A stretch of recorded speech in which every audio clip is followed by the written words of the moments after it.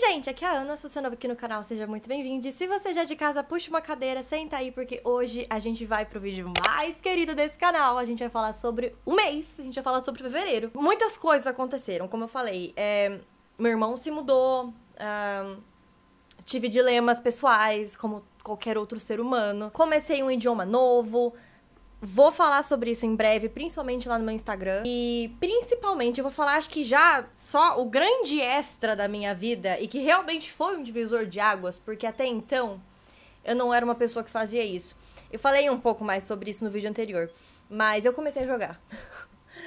Recentemente eu troquei de computador, eu tô apontando pra cá porque ele tá aqui, mas eu comprei um Transformer, porque o meu antigo era um computador de 2017, tava indo com Deus, eu falei, não, chegou a hora, chegou o momento de investir num negócio que vai me durar bastante. E aí, aproveitando a deixa, eu falei, vou testar, por que não? E aí eu me deparei com um joguinho que pra mim, dentro da Steam, tava de graça, que se chama Palha, P-A-L-I-A. E eu viciei naquela palhaçada. Tipo assim, não é um jogo de guerra e de tiro e piriri pororó. Eu ainda não entrei nesse buraco, nem sei se vou entrar também. Mas é um jogo que você basicamente surge nesse planeta. Você é um humano, mas tem vários outros tipos de seres mágicos que vivem ali. E aí, como você surge do nada, eles falam, não, peraí, você é uma nova habitante? Beleza, ótimo. Toque um terreninho, planta suas coisas, vende, cumpre missões, se aproxima das pessoas da vila e tudo mais. E é viciante. É viciante e é gostoso. Uma das últimas sexta-feiras agora de fevereiro que eu peguei e eu falei, eu vou ter a minha experiência de gamer igual eu já vi nos Reels e no TikTok. Que é o quê? A pessoa arruma o setup dela, faz uma jantinha gostosa e tora no jogo. E foi o que eu fiz. Eu pedi uma jantinha, eu tomei uma coquinha zero geladinha e eu joguei por horas. Se antes eram só alguns livros em específico que me deixavam acordada até 1h30 da manhã, o jogo foi algo que me deixou acordada até 1h30 da manhã jogando. Porque ele vai te passando missões e quando você termina outra, vem outra, e aí você tem que cuidar da sua horta, entendeu? Você tem que construir móveis, sabe? Então, tipo assim, é completamente incrível. Eu também peguei pra jogar o Stardew Valley, só que eu percebi que eu não gosto muito dos gráficos desse jogo. Eu não gosto dessa coisa quadradinha e difícil de enxergar, sabe? O Palha, ele é bem 3D, ele é bem, assim, sabe, vibes, e eu tô obcecada. Talvez um dia eu pare e jogue o Stardew, mas agora o meu foco é o Palha, e se deixar, sem brincadeira, minhas horas de leitura viram horas de jogo. Bom, mas sem mais enrolação, vamos pra filmes e séries que eu consumi esse mês? Eu vou falar o nome desses filmes em inglês, porque quando eu fui caçar eles no meu Letterboxd, só tinha o nome em inglês, eles não disponibilizaram o nome em português pra gente. Então, o cartaz que eu vou pôr aqui vai estar em português pra você pegar a indicação, porque só teve coisa boa, tá? Eu comecei reassistindo Homem de Aço, que, ao contrário do que muitas pessoas falam, eu gosto de uma aura mais sombria da DC. Gostava da época do Batman, do Bale, eu gostava do Super-Homem do Henry Cavill. Eu gosto, sabe? Eu acho que traz um balanço legal quando a gente compara o piadista, a Marvel, e a coisa dark, sabe, sombria, que seria a DC. Só que agora, como a gente, pelo que eu entendi, o James Gunn foi pra DC, a gente vai ter filmes bem vibes Marvel. Então, ainda não sei como eu me sinto em relação a isso, porque o primeiro que vai sair agora nas mãos do Gunn é o Super-Homem novo, né? Com aquele gurizinho que a gente já ama. Então, não sei ainda o que esperar, mas enfim, eu gosto muito da era dark, sombria da DC.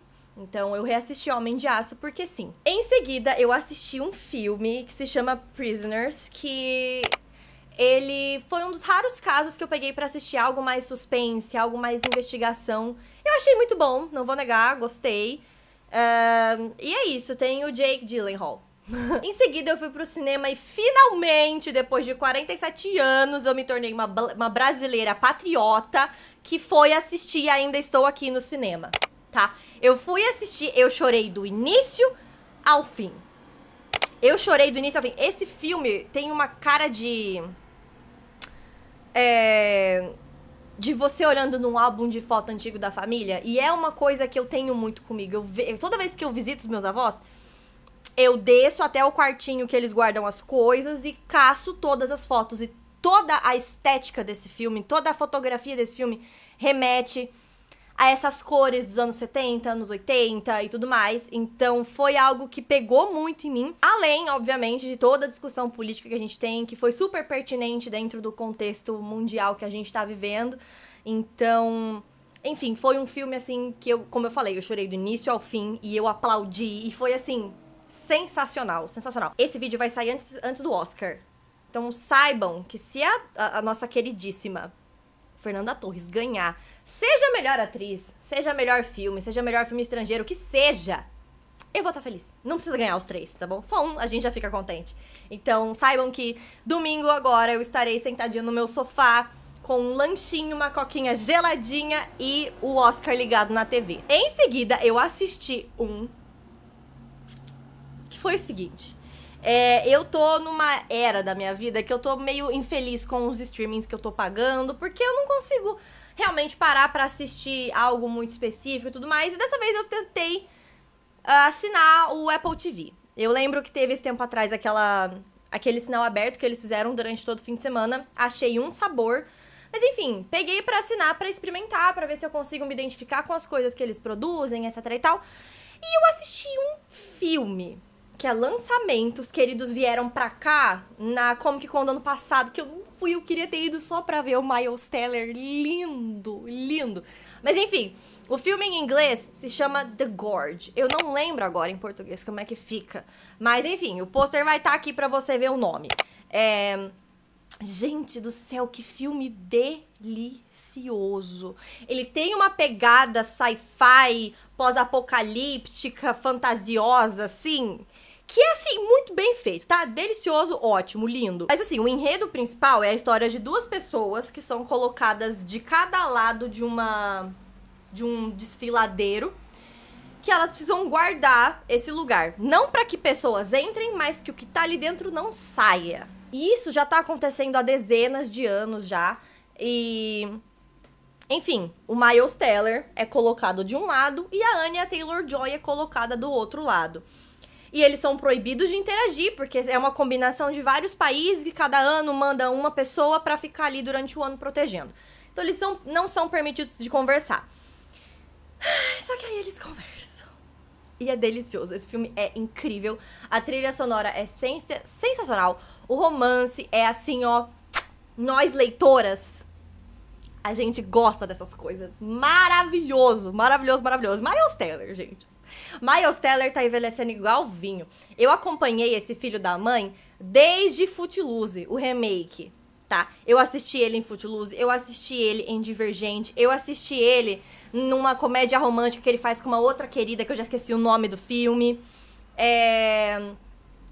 Eu assisti ele em Whiplash e agora eu tô assistindo ele nesse aqui. Gente, o homem...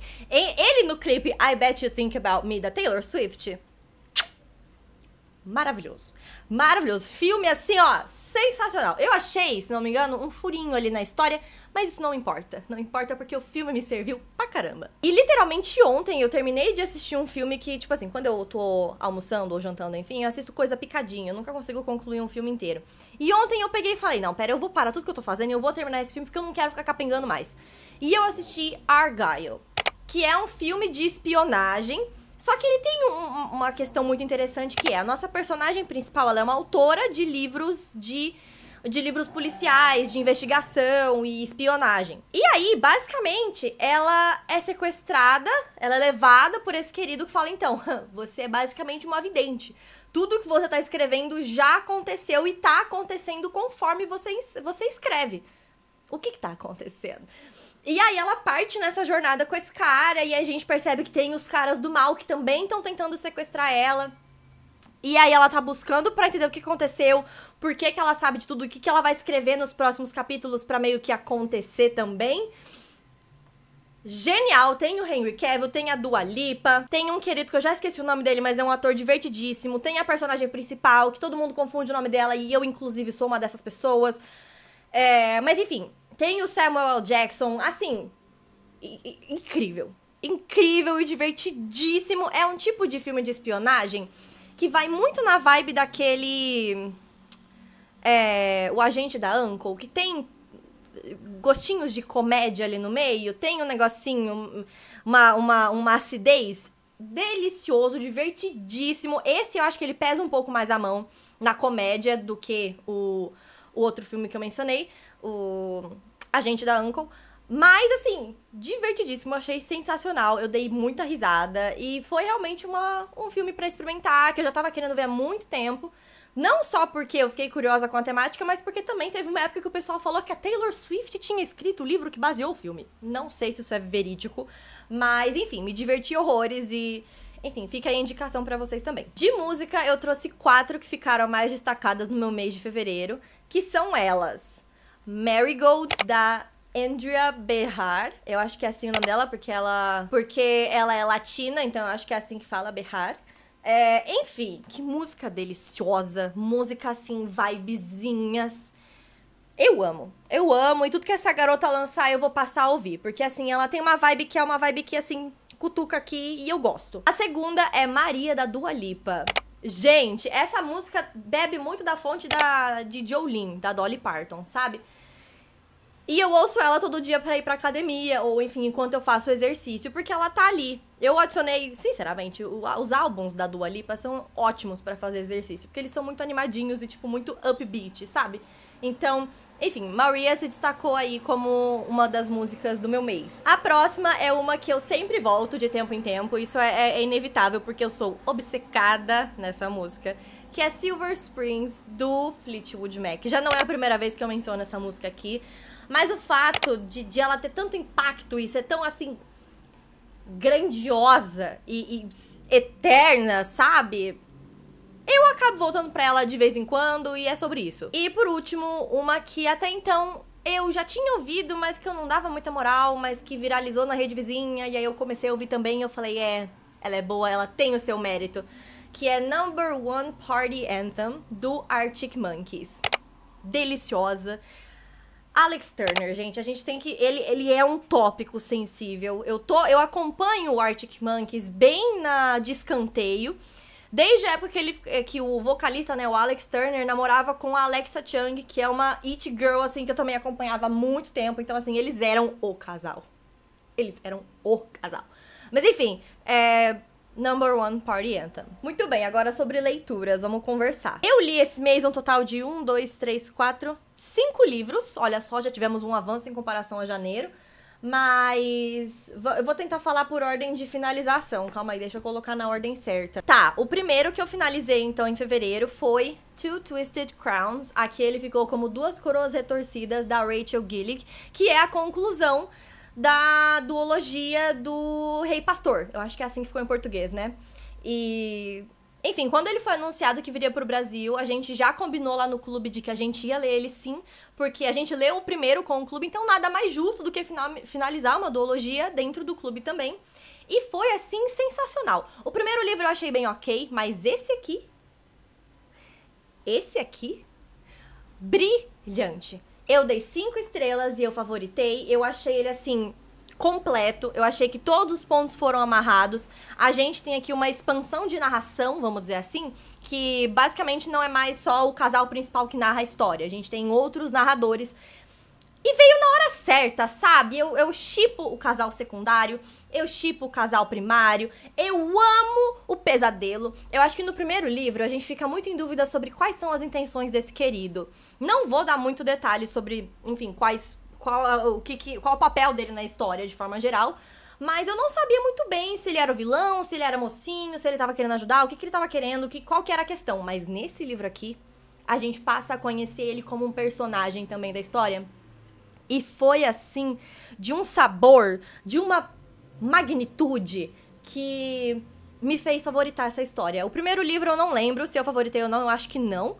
Mas esse aqui, eu achei ele perfeitamente concluído. Eu acho que, como eu falei, todas as pontas foram amarradas, a história foi amarrada muito bem.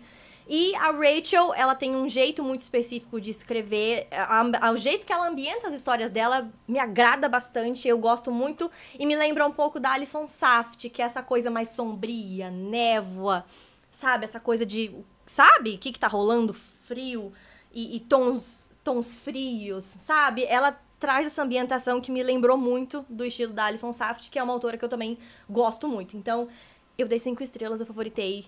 Leiam essa duologia, ela é infinitamente incrível e ela é bem subestimada. Eu não vejo muita gente falando sobre ela aqui na internet, então fica a dica. É realmente uma duologia muito boa que você pega e lê em um fim de semana. Em seguida, eu li Não é Amor, da Ali Hazelwood. Finalmente chegou o meu momento de ler esse livro dela, que falam que é o livro dela mais pesado em relação a cenas explícitas e piriri pororó, que tem mais hot, nananana.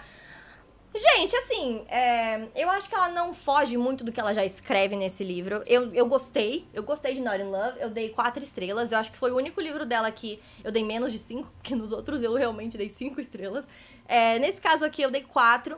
E não porque eu não gostei do romance ou da história, eu acho que o fato dos personagens usarem as relações físicas e íntimas como uma forma de escape, mas ao mesmo tempo de uma forma de conexão, muito interessante, porque é uma abordagem que eu não vejo com tanta frequência. O Eli, que é o personagem masculino, ele é simplesmente o amor da minha vida, tá? E é como eu falei, assim, a Ali Hazelwood, ela não foge daquela fórmula que a gente já conhece, que é o quê? A personagem principal que trabalha em tal lugar, e aí tem alguma coisa rolando, e nem tudo tá muito certo, e tem uma dúvida, um mistériozinho por trás, então já é algo que a gente conhece. Sim, tem mais cenas hot nesse livro, mas pra mim não foi algo que, nossa, um divisor de águas. Eu não senti isso, não. O que de fato me desagradou nessa história foram 2 pontos. O primeiro deles é que a personagem principal tem muitos dilemas pessoais. Ela tem dilema na família, ela tem o dilema dela de trabalho e tudo mais. E em nenhum momento foi ela que resolveu as questões. A gente vê o personagem ali tentando ajudar, a gente vê outra pessoa tomando as rédeas do problema da querida, sendo que ela pode muito bem resolver as coisas. Ela só fica... eu senti como se ela tivesse uma personagem secundária dentro da própria história. Porque a gente não vê ela tomando um passo ativo dentro do enredo. O que eu quero dizer com isso? Por exemplo, ela tem um rolê com o irmão dela, que tá mal resolvido. Ao invés de ela ir resolver e conversar e tomar algum tipo de medida em relação ao que tá acontecendo, não. É outra pessoa que vai resolver. Então, eu não gostei disso. Eu gosto quando o personagem masculino, nesse caso, toma as rédeas pra resolver alguma questão principal da personagem, mas não precisa ser todas, sabe? Eu acho que a personagem precisa ter uma autonomia. Essa foi uma das coisas que me incomodaram. E a segunda... Qual que foi a segunda coisa que me incomodou? Eu não tô lembrando agora. Eu acho que era só essa, no fim das contas, porque, de certa forma, isso amarra tudo que me incomodou no livro. Então, eu tirei uma estrela justamente por isso, porque ela parecia mais uma coadjuvante do que uma personagem principal. Então, fora isso, o romance delicioso, um desenvolvimento de personagens muito bom. O Eli é maravilhoso, então, assim... 4 estrelas. Em seguida, eu li o livro do mês de fevereiro, lá do clube, que a gente escolheu pra ler Sonho e Pesadelo, da Marina Dutra. É um livro nacional, e eu falei dele com mais detalhe no último vídeo, mas a gente tem basicamente uma história sobre deuses, e aí a gente tem deuses opostos que antes eram um só, mas que algumas coisas rolaram e que eles se dividiram. Então a gente tem a Sonho e tem o Pesadelo, positivo e negativo. E eles dividem o mesmo reino, vamos dizer assim, só que o reino que eles convivem, os dois, é dividido na metade por uma parede de poder. E uma parede real, vamos dizer assim, de tijolos. E basicamente ela começa a perceber, a Sonho, que essa parede tá meio que ruindo. Começam a abrir buracos ali. E ela começa, consequentemente, a interagir com o Pesadelo. Alguém que ela foi instruída desde a sua criação, que ela não podia confiar, tinha que evitar conversar e tudo mais. O Pesadelo, ele tem uma energia meio hall de Castelo Animado. Ele tem uma energia mais sombria. Então, basicamente, eles passam a interagir, eles vão no reino humano, começam a conviver e, eventualmente, eles se tocam e isso é proibido. Então, começam a acontecer consequências a partir dos atos deles. É um romance muito bom, não vou negar, eu gostei muito do livro. O que me incomodou, porque no fim das contas eu dei 3,5 estrelas pra esse livro.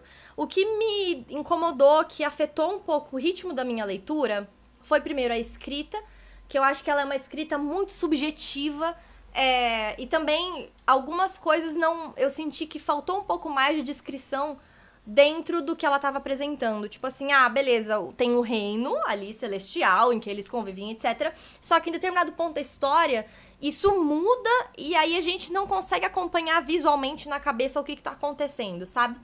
Eu tive um pouco de dificuldade.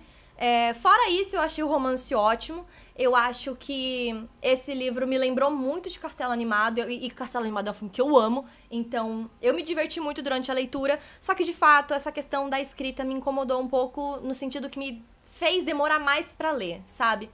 Porque eu via a história acontecendo e aí vinha outra coisa mais subjetiva, divagando e tudo mais, e eu ficava, tá, mas e a história, sabe? Então, isso afetou um pouco a minha leitura, mas de certa forma, de forma geral, eu adorei esse livro. Eu acho que o fato deles serem metades que se complementam, eu gosto muito dessa coisa do positivo e negativo, do yin e yang, e eu acho que isso foi muito bem retratado aqui, e eu amo o amor deles. Em seguida, eu li o livro The Simple Wild, da K.A. Tucker, que é um livro que eu já tenho aqui há muito tempo, e que, inicialmente, eu não tava achando lá aquelas coisas, porque assim, eu não gosto muito desse estereótipo de patricinha chata, vai pra cidade pequena e lá ela muda, sabe? Eu não curto muito essa ideia, por mais que eu goste muito de Hannah Montana, o filme, eu sinto que aqui eu acho que fica um pouco mais escancarado, e isso me incomodou um pouco, de início, tá? Porque quando a gente...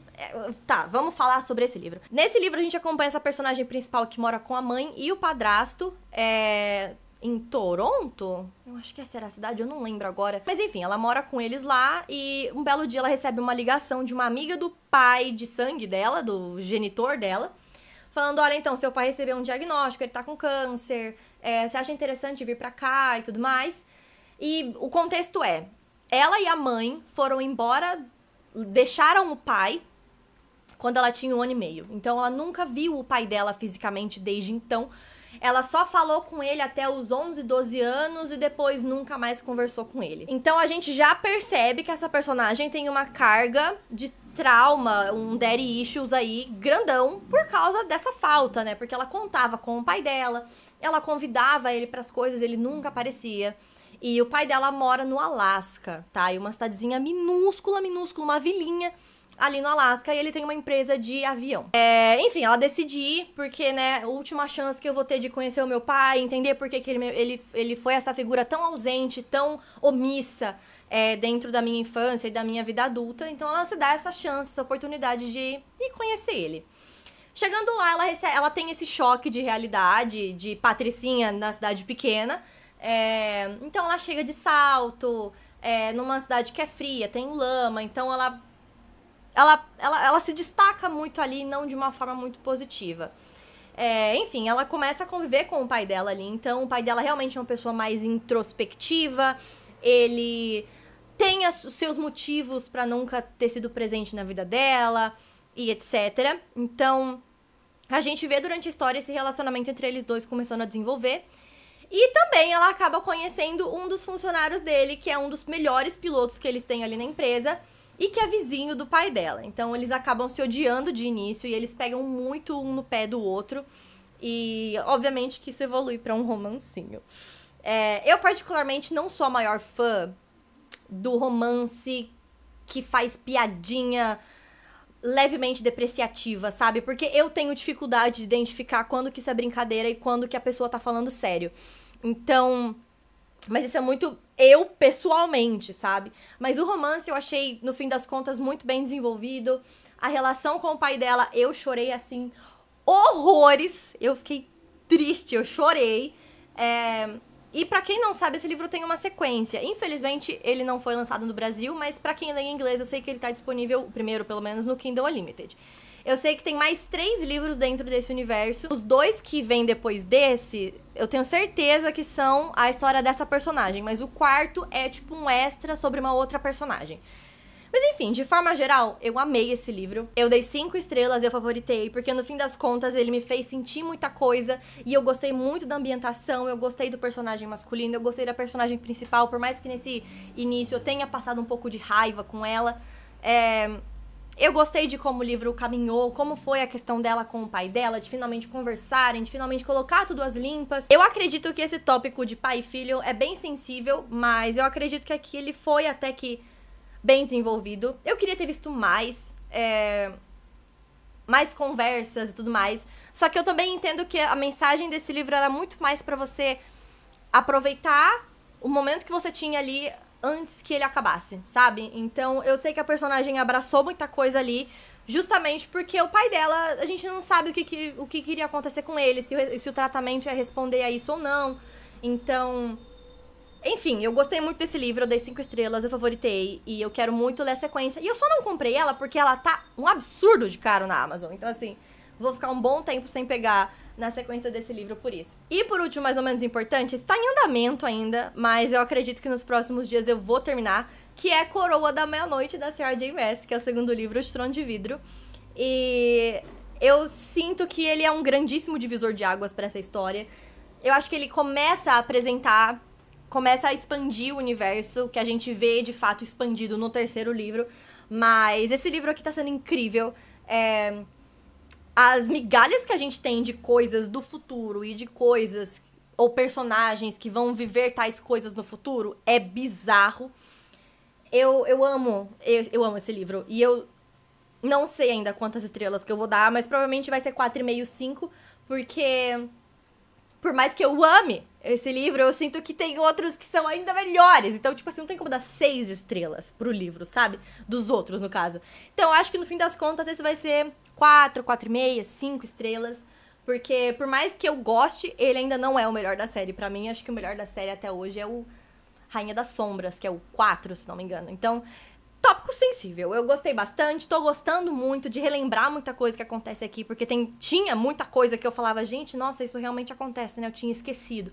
Então, enfim, tô amando a leitura, nos próximos dias eu vou estar terminando, e eu não vejo a hora de avançar mais nessa série. Muito que bem, vamos pra minha TBR de março. Eu percebi que como eu li bastante em fevereiro, pensei comigo mesma, vou aumentar a minha TBR pra março, por que não? Quem manda em mim? Eu. E aí eu fui lá e fiz, aumentei e seja o que Deus quiser. Primeiro livro que eu nem tenho ele físico aqui ainda, porque ele nem foi lançado, ele lança, acho que se não me engano, na segunda semana de março, é o 7 Anos Entre Nós, da Ashley Poston, que foi o livro que foi votado dentro lá do Clube do Livro e que a gente vai estar lendo agora em março. É um romancinho e é a única coisa que eu sei sobre ele, além do fato de que as pessoas amam esse livro. Eu também tô a fim de reler Em Chamas, porque, enfim, logo, logo o próximo livro da série de Jogos Vorazes vai estar entre a gente, que é o livro do Haymitch. Então eu sinto que eu preciso, né, voltar aí pro universo e reler.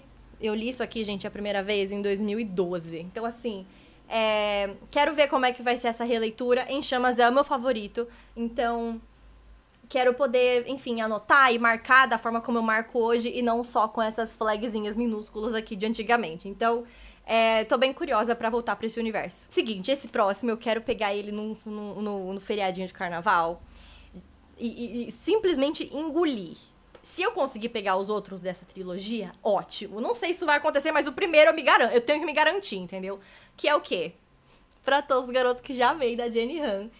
Eu sou obcecada nos filmes desse universo, então nada mais justo do que eu finalmente ter meu contato com o livro que inspirou o filme. Então eu nunca tinha lido Pra Todos os Garotos que Já Amei, e eu acho que vai ser uma ótima experiência, porque aí eu vou poder ler e assistir o filme de novo. Então eu preciso saber como que é o Peter Kavinsky da literatura, porque ele no filme tá maravilhoso. Então ele dos livros, ele tem que suprir a necessidade, entendeu? O próximo é um que eu mencionei no vídeo de séries que eu queria, enfim, avançar até o fim do ano, que é Crash, da Marissa Mayer, que pra quem não sabe é o terceiro livro da série Crônicas Lunares, que eu particularmente sou obcecada. Então, assim, tá sendo meu primeiro contato, é uma série super antiga já, mas tô lendo pela primeira vez e aqui a gente tem a história da Rapunzel.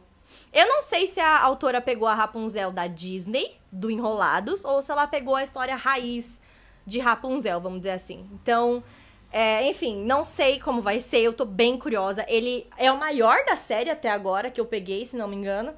E eu tenho muitas expectativas, porque eu sei que aqui a gente vai ver a Cinderela, a gente vai ver a Chapeuzinho Vermelho, que é do segundo livro, e a gente também vai acompanhar a história da Crash. Então eu tô bem curiosa pro que vem aí. E eu espero que sirva. Eu espero que sirva muito. Porque eu me divirto horrores. E esses livros aqui, por mais que sejam gigantes, eles têm um passe muito bom. A linguagem é muito tranquila. Então ele vai com muita facilidade, sabe? Em seguida, dentro desse meu projeto de ler Trono de Vidro com as meninas do Catarse, a gente vai estar lendo A Lâmina da Assassina. Que, para a infelicidade de todas, porque todo mundo já tava querendo pegar a Herdeira do Fogo, mas esse aqui é necessário pra gente entender o contexto de personagens que vão aparecer e etc. Então, eu acredito que eu vou fazer assim, tipo, vou ler um conto, pego algum outro livro desses que eu já mencionei que eu quero ler. Leio mais um conto, outro livro. Eu vou tentar intercalar dessa forma que eu acho que vai ser tranquilo. E, enfim, Lâmina da Assassina vem aí. E por último, esse livro eu tô arrastando ele, já tem umas 2, 3 TBRs. E o que eu vou fazer? Ele acaba ficando por último e eu acabo passando ele pra frente. Ele vai ir de uma TBR pra outra porque eu me recuso a largar a mão dessa série. Eu tô até bem surpresa que até agora eu não peguei nenhum spoiler do livro mais recente que saiu. Tô dando glória a Deus por isso, porque eu odeio spoiler. Mas, enfim, tô falando de Quarta Asa. Eu quero reler Quarta Asa, quero reler Chama de Ferro pra poder finalmente ler Tempestade de Ônix. Enfim, quero poder fazer essa releitura pra poder ver o que eu achei, pra poder ver se o sentimento que eu tive a primeira vez ainda vai ser algo dentro dessa releitura, ou se vai ser algo que, tipo assim, eu vou mudar minha opinião pra melhor ou pra pior, não sei. Enfim, tenho vontade de voltar pra esse universo, por mais que eu tenha me decepcionado um pouco com Chama de Ferro. Eu gosto muito do primeiro livro, então vem aí. Então é isso, gente. Espero que vocês tenham gostado desse vídeo. Se você gostou, deixa seu like, se inscreve aqui embaixo. Me conta o que você leu, o que você assistiu, o que você ouviu no mês de fevereiro e o que você tá querendo ler em março, tá bom? Então é isso, gente. Mil beijos pra vocês, fiquem com Deus e até a próxima!